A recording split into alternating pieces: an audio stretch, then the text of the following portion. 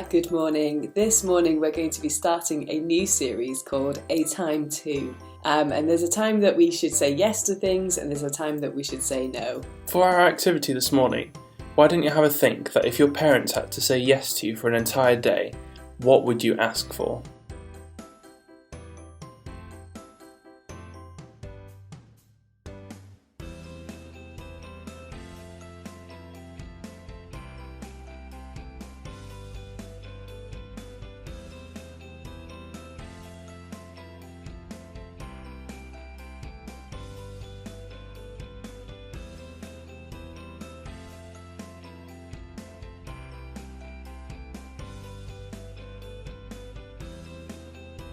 The balance between when to do something or to not do it is an important part of life.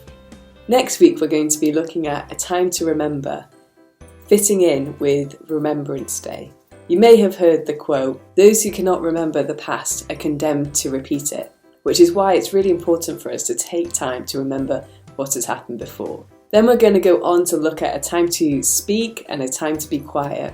We all have a voice to stand up for what is right, to promote love instead of hate and make a difference in this world, but we also need to know when to stay quiet.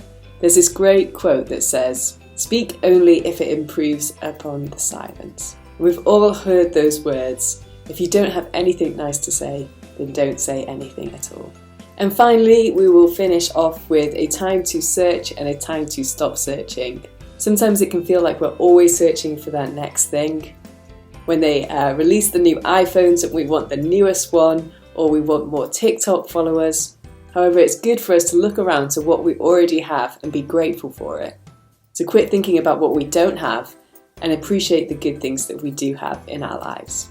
Picking up on the last point, sometimes we can think that the grass is greener on the other side or in the next best thing that comes along that we really want. My friend has this problem. He collects and restores miniature steam locomotives. He'll find a cheapish one for sale and then he'll rave about it to me for a couple of weeks at least that he's found it and he's going to buy it. He'll drive across the country and then he'll also send me pictures after he's got it just to show that he's got this amazing new thing. He'll then send me pictures and I'll have to go to his house to see it, or he'll bring it over to show me his latest dream engine that he's bought. And then I'll talk to him a week later and I'll have found out that he sold it and he's already moved on to the next best thing that he really wants, that it's the engine of his dreams, and the whole process will start again. Sometimes we need to stop and think about what we already have. We should rewrite the saying to "the grass is greener where you water it." Be content with what you have and put our happiness in who we are now, not the next best thing. And to finish off, here is the word of the week that says, "For everything there is a season, a time for every activity under heaven."